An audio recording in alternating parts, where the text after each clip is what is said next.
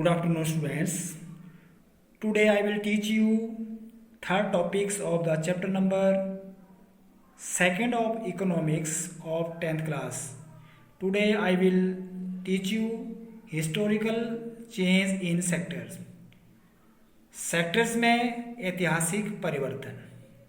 Generally it has been noted from the histories of many now developed countries that at initial stages of development primary sector was the most important sectors of economic activity.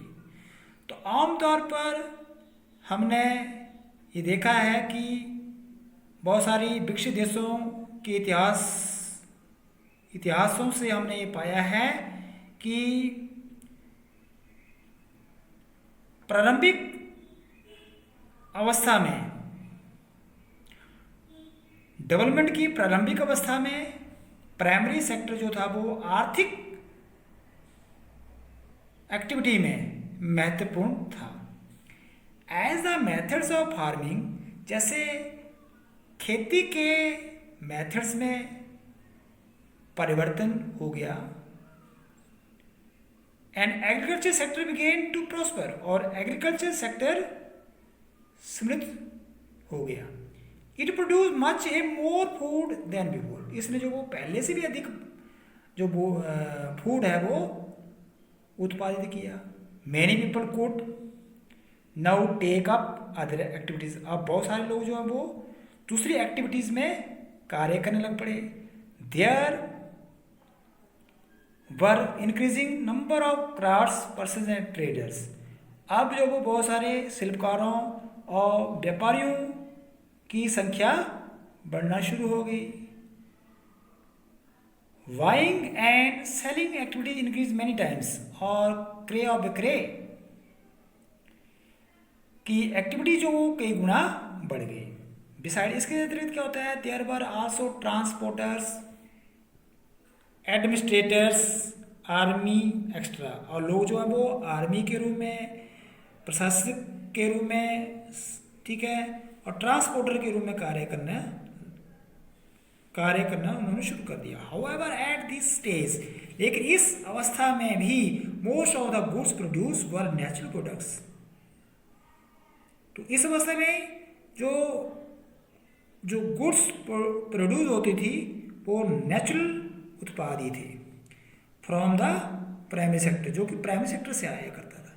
Most people were also employed in this sector, तो ज़्यादा का जो sector लोग जो थे वो इसी sector में एम्प्लॉय थे, रोजगार में लगे हुए थे. ओवर ए लॉन्ग टाइम, बहुत समय के बाद, ओवर ए लॉन्ग टाइम मतलब बहुत समय तक, more than 100 years, specifically because new methods of manufacturing were introduce, कि मैन्युफैक्चरिंग की या बीज निर्माण की नई जो मेथड है वो इंट्रोड्यूस हुआ. तो इस मेथड के कारण जो वो factories came up and started expanding, factory जो वो आई और स्टार्टेड एक्सपेंडिंग, और ये बढ़ना शुरू हो गई. Those people who had earlier worked on farm, जो खेतों में काम करते थे, प्लॉट्स में काम करते थे, now began to work in factories in large numbers, और फैक्ट्री में उन्होंने कार्य करना बहुत संख्या में करना शुरू कर दिया. People began to use many more goods, लोग जो बहुत सारी चीज़ों का, वस्तुओं का यूज करने लगे. That were produce in factories in at cheap rate, जो फैक्ट्री में सस्ते दामों में उत्पादित की जाती थी. Secondary sector gradually became the most important in total production and employment, और सेकेंडरी सेक्टर जो वो टोटल प्रोडक्शन में और रोजगार के मामले में बहुत ही महत्वपूर्ण हो गया.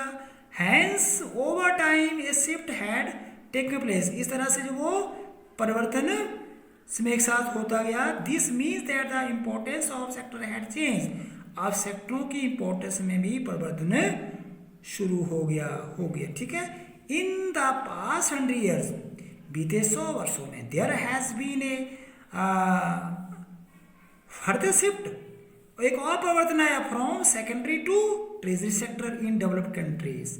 विकसित देशों में सेकेंडरी सेक्टर जो शिफ्ट हो गया ट्रेजरी सेक्टर, मतलब सेकेंडरी सेक्टर के बाद ट्रेजरी सेक्टर आ गया. ट्रेजरी सेक्टर को सर्विस सेक्टर भी कहते हैं। ठीक है बेटा। The service sector has become the most important in terms of total production. अब सर्विस सेक्टर जो वो बहुत ही इंपॉर्टेंट हो गया किसके मामले में, टोटल प्रोडक्शन के मामले में। Most of the working people are also employed in the service sector. और बहुत सारे लोग जो है वो सर्विस सेक्टर में कार्य करने लग पड़े, उसमें एम्प्लॉयड हो गए। This is the general pattern observe in the developed country. तो ये जो जनरल पैटर्न जो वो डेवलप्ड कंट्री में ऑब्जर्व किया गया। What is the total production and employment in the three sectors in India. तो टोटल प्रोडक्शन और रोजगार में तीनों सेक्टरों का क्या है। ओवर द ईयर्स, समय के साथ साथ over the years have there been change similar to the pattern observed for the developed countries. We shall see in the next section. तो डेवलप कंट्री ने जिस तरह से जो वो चेंज हुआ था, जो ऑब्जर्व किया गया था, वही सिमिलर जो ऑब्जर्व है वो इंडिया के सेक्टर्स में किया गया। ठीक है, मतलब वहाँ पर इंडिया के अंदर पहले प्राइमरी सेक्टर की इंपॉर्टेंस बढ़ी, सेकेंडरी की भी, ट्रेजरी सेक्टर की।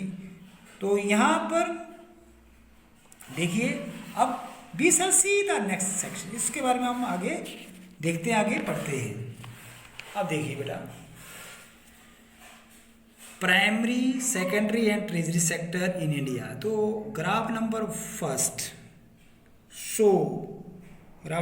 Shows the production of goods and service in the three sector. तो ग्राफ वन जो वो तीनों सेक्टरों के प्रोडक्शन को दिखा रहा है। This is shown for 2 years 1973, 1974 and 2013-14. You can see how the total production has grown up the 40 years. तो 40 वर्षों में 1973-74 से लेकर के 2013-14 में इन तीनों सेक्टरों का टोटल प्रोडक्शन में क्या योगदान रहा, जीडीपी में, मतलब जीडीपी में क्या योगदान रहा है। तो इसमें देखिए 1973 और 1974 में टोटल जो प्रोडक्शन है वो जीडीपी में जो वो सबसे अधिक रहा है एग्रीकल्चर सेक्टर का।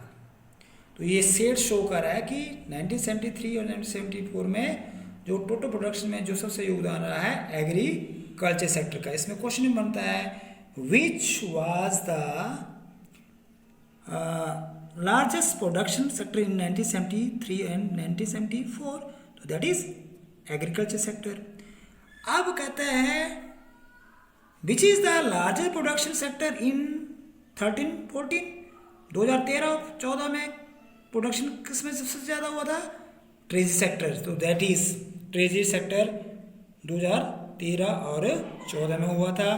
तो ये है सेट ट्रेजरी सेक्टर का। ठीक है, तो जीडीपी में इसका ज़्यादा योगदान रहा था। कैन यू से which sector has grown the most over 40 year. किस सेक्टर की सबसे ज़्यादा ग्रो अप हुआ है, दैट इज ट्रेजरी सेक्टर। ठीक है, 40 ईयर्स में ट्रेजरी सेक्टर ही सबसे ज़्यादा जो वो डेवलप हुआ है।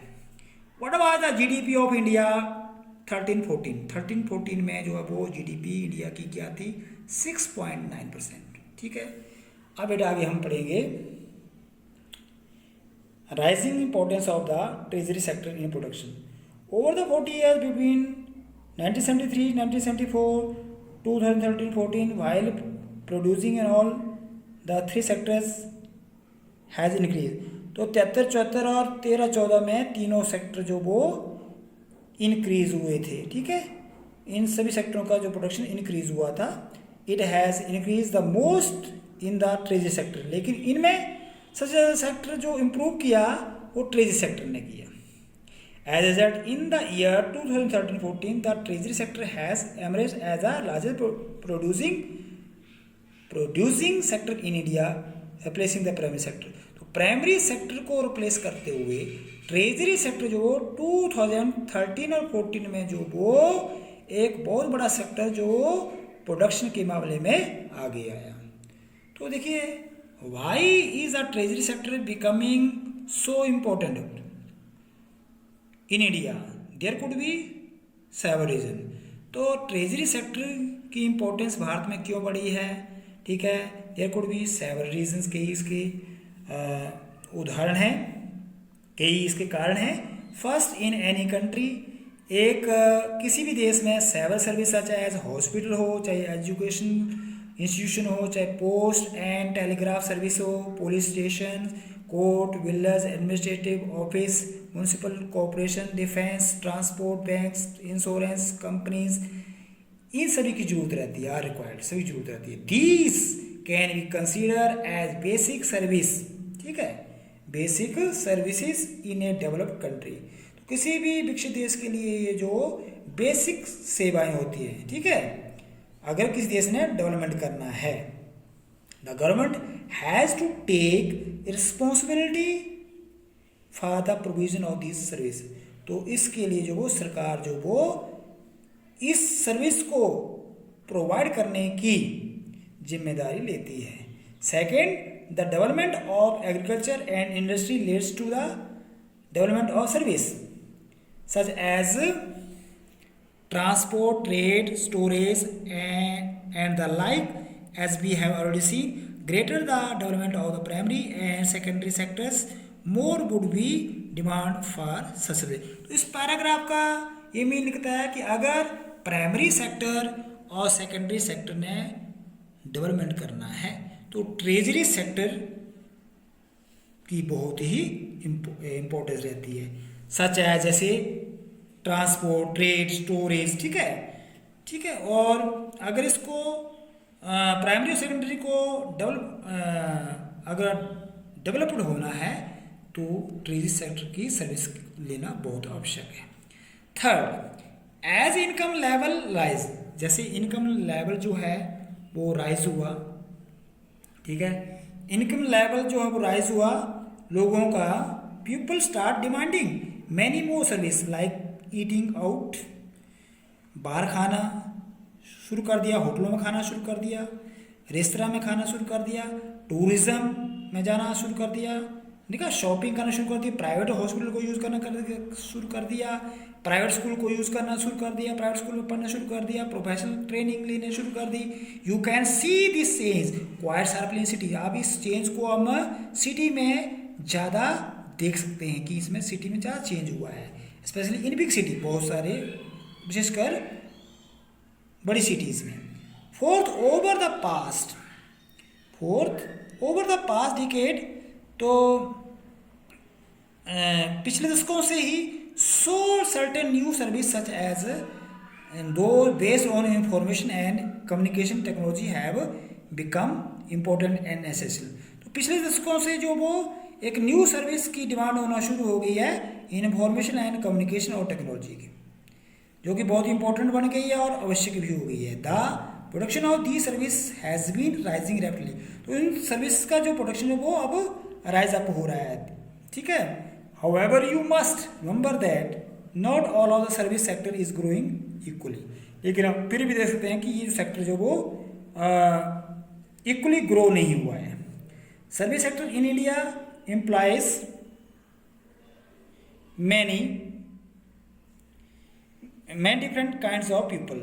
तो सर्विस सेक्टर जो वो या ट्रेड सेक्टर जो डिफरेंट काइंड्स ऑफ पीपल को इम्प्लाइज करता है, नौकरी देता है, रोजगार देता है। At one end there are a limited number of service, और इसमें जो लिमिटेड नंबर ऑफ सर्विस भी होती हैं दैट एम्प्लॉयज हाईली स्किल्ड और एजुकेटेड वर्कर, जिसके लिए जो वो हाईली स्किल्ड और एजुकेटेड वर्कर्स की जरूरत होती है, जिसके अंदर ज़्यादा कौशल हो, ज़्यादा पढ़ा लिखा हो, है ना।